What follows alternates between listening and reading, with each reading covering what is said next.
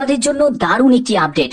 IBPS RRB তরফ থেকে অর্থাৎ রিজিওনাল রুরাল ব্যাংকের তরফ থেকে নোটিফিকেশন জারি হয়েছে, যেখানে তোমাদের বিভিন্ন পোস্টে যেমন হচ্ছে তোমাদের ক্লার্ক আছে, অফিসার স্কেল 1 মানে অ্যাসিস্ট্যান্ট ম্যানেজার আছে, অফিসার স্কেল 2 ম্যানেজার আছে, তারপরে অফিস স্কেল 3 সিনিয়র ম্যানেজার আছে।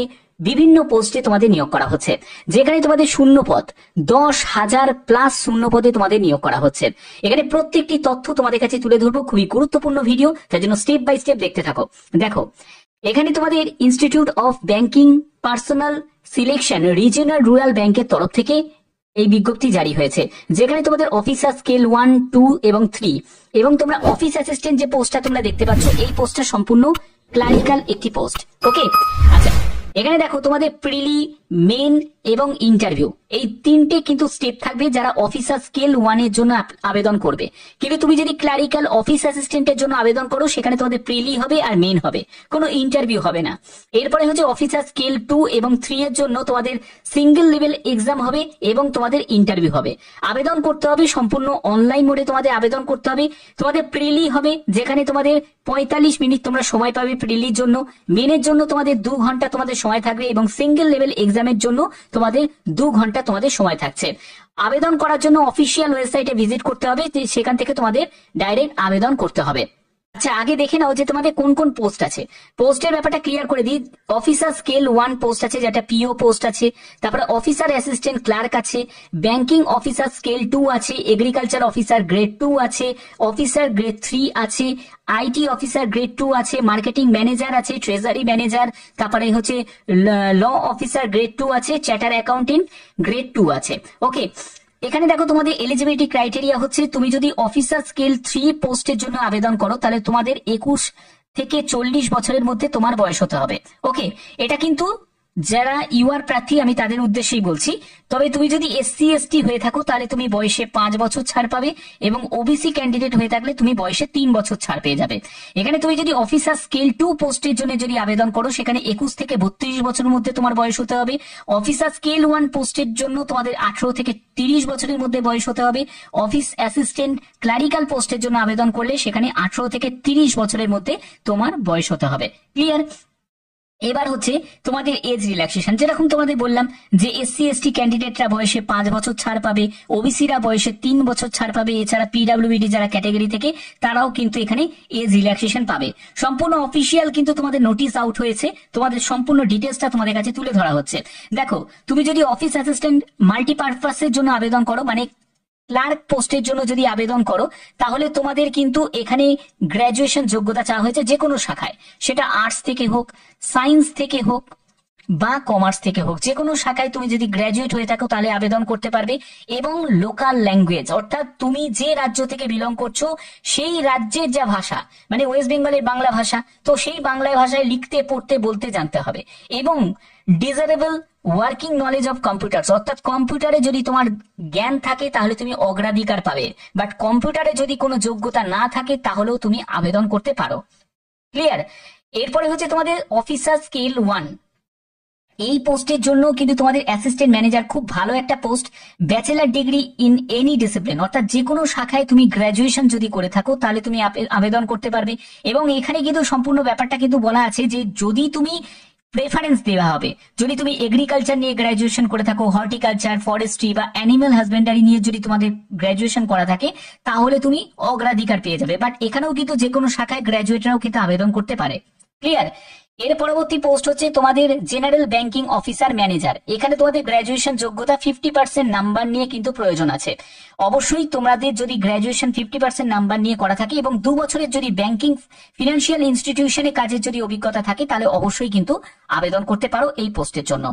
এর পরবর্তী পোস্ট হচ্ছে তোমাদের দেখতে পাচ্ছ যে অফিসার স্কেল 2 স্পেশালিস্ট অফিসার পোস্টের জন্য, যেখানে তোমাদের information technology officer bachelor degree তোমার যদি রিকগনাইজ ইউনিভার্সিটি থেকে যদি করা থাকে ইলেকট্রনিক্স কমিউনিকেশন বা কম্পিউটার সায়েন্স নিয়ে, তাহলে তুমি আবেদন করতে পারো এবং 1 বছরের অভিজ্ঞতার কথা বলা হচ্ছে। তো এখানে বিভিন্ন পোস্টের জন্য বিভিন্ন রকম যোগ্যতা আছে, তো আমি তোমাদের সম্পূর্ণ ব্যাপারটা তোমাদের কাছে ক্লিয়ার করে দিই। এবার হচ্ছে সিলেকশন প্রসেসটা দেখে নাও। প্রথমে তোমাদের প্রিলি হবে, তারপরে তোমাদের মেন হবে। এবার প্রিলি মেন শুধুমাত্র হবে হচ্ছে তোমাদের ক্লারিক্যাল যে পোস্ট সেখানে। তো এখানে তোমাদের সিলেবাসটা কি থাকবে, তো প্রথমে তুমি প্রিলিতে যাবে, তারপরে তুমি মেন প্রিলি থেকে তুমি মেনে যাবে, কিন্তু এখানে 0.25 কিন্তু নেগেটিভ মার্কিং থাকবে, অর্থাৎ ভুল উত্তরের জন্য প্রাপ্ত নম্বর থেকে 1 নম্বর কাটা যাবে 4টে প্রশ্নের ভুল উত্তরের জন্য। অবশ্যই এই জায়গাটা কিন্তু খেয়াল রাখতে হবে। এবার তোমাদের পরবর্তী যেটি থাকছে সেটা হচ্ছে তোমাদের এখানে তোমাদের কোশ্চেন কোথায় কোন কোন সেকশন থেকে থাকবে। দেখো, রিজনিং এর ওপর তোমাদের 40 কোশ্চেন থাকছে, এখানে 50 মার্কস থাকবে, 30 মিনিট সময় থাকছে। জেনারেল অ্যাওয়ারনেস এর উপর 40 কোশ্চেন থাকছে, 40 মার্কস থাকছে। নিউমেরিক্যাল অ্যাবিলিটির উপর 40 কোশ্চেন, 50 মার্কস থাকছে। ইংলিশ অথবা হিন্দি ল্যাঙ্গুয়েজ, যে কোনো একটি ল্যাঙ্গুয়েজ তোমাকে চুজ করতে হবে, সেখানে 40 কোশ্চেন, 40 মার্কস থাকছে। কম্পিউটার নলেজের উপর 40 কোশ্চেন, 40 মার্কস থাকছে। 200 কোশ্চেন, 200 মার্কসের তোমাদের পরীক্ষা হচ্ছে, 2 ঘন্টা সময় লাগছে। যেখানে তোমাদের দেখো এইসব কিন্তু তোমাদের ডিউরেশন গুলো ভাগ করা আছে, অবশ্যই সেটা একবার দেখে নিও। ওকে, তো এখানে সিলেবাসের ব্যাপারটা কিন্তু ডিটেলসটা দেওয়া আছে। তোমাদের কোয়ান্টিটিভ অ্যাপটিটিউড, লজিক্যাল রিজনিং, এগুলোর উপর কিন্তু বেশি করে জোর দিতে হবে। দেখো, কোয়ান্টিটিভ অ্যাপটিটিউডের জন্য সব থেকে ভালো বই হচ্ছে RS আগরওয়ালের বই কিন্তু তোমরা ফলো করতে পারো। অনেকেই জানো। লজিক্যাল রিজনিং এর জন্য আমি সেমই বলবো। ইংলিশ ল্যাঙ্গুয়েজের জন্য গ্রামারের অনেক বই আছে, পিকেদের সরকারের বইও আছে। এছাড়া তোমাদের আরো রায়ন মার্টিনের অনেক বই আছে, সেগুলো তোমরা ফলো করতে পারো।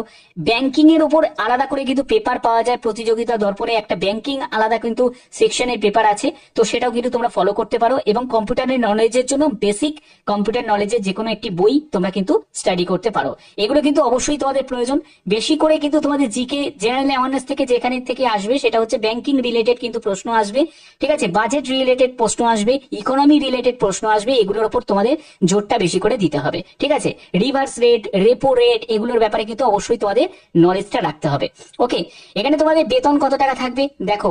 ক্লার্ক পোস্টের জন্য 15,000 টাকা থেকে 20,000 টাকা, এটা কিন্তু শুরুতেই কিন্তু তোমাদের বেতন থাকবে। তুমি যদি এখানে অফিসার স্কেল 1 পিওর জন্য দেখো 29,000 টাকা থেকে 33,000 টাকার মধ্যে বেতন থাকবে। অফিসার স্কেল 2 এর জন্য 33,000 টাকা থেকে 39,000 টাকার মধ্যে বেতন থাকবে। অফিসার স্কেল 3 এর জন্য 38,000 টাকা থেকে 44,000 টাকার মধ্যে তোমাদের বেতন থাকবে।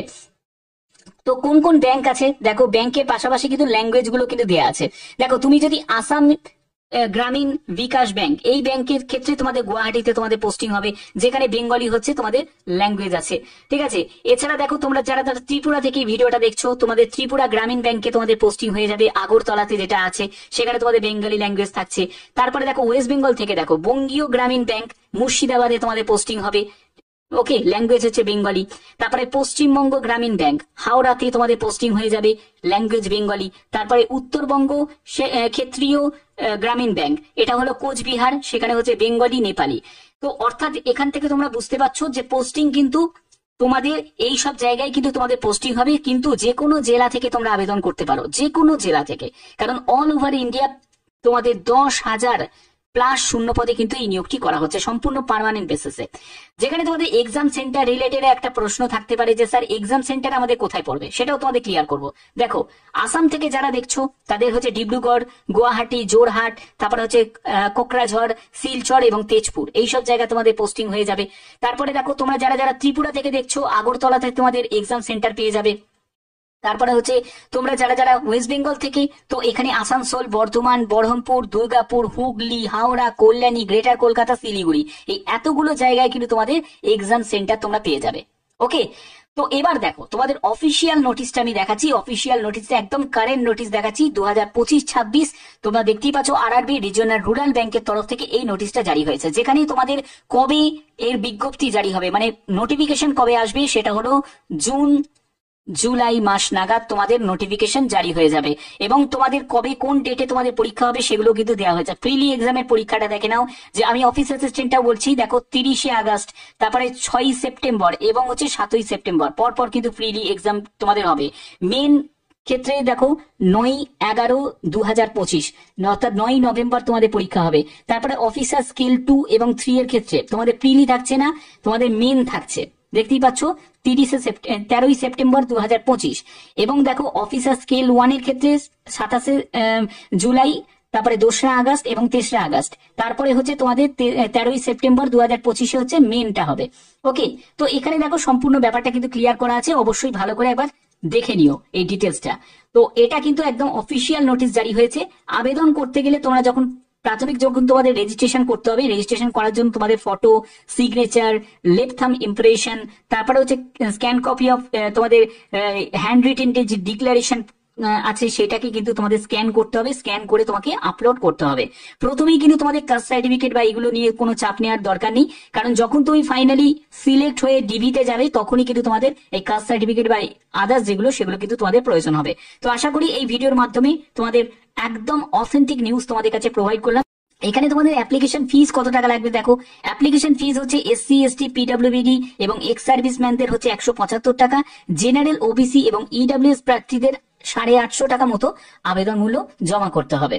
তো এই হচ্ছে তোমাদের এখানে ব্যাপার। তো এখানে ভ্যাকেন্সি তোমাদের 2024 ভ্যাকেন্সি ছিল 10,313। তো এবারে আশা করা যাচ্ছে যে 10,000-এর আপই কিন্তু তোমাদের ভ্যাকেন্সি থাকবে। তো আশা করি এই ভিডিওর মাধ্যমে প্রত্যেকটি তথ্য তোমাদের কাছে তুলে ধরলাম। এই চ্যানেলের মেন উদ্দেশ্য হচ্ছে তোমাদের কাছে বিভিন্ন ধরনের আপডেট গুলো সবার আগে পৌঁছে দেওয়া। এরকমই গুরুত্বপূর্ণ প্রতিনিয়ত আপডেট পাওয়ার জন্য অবশ্যই চ্যানেলটাকে সাবস্ক্রাইব করে রাখবে, বেল আইকনটাকে অল করে রাখবে। এখনের মতো এটুকুই, টাটা।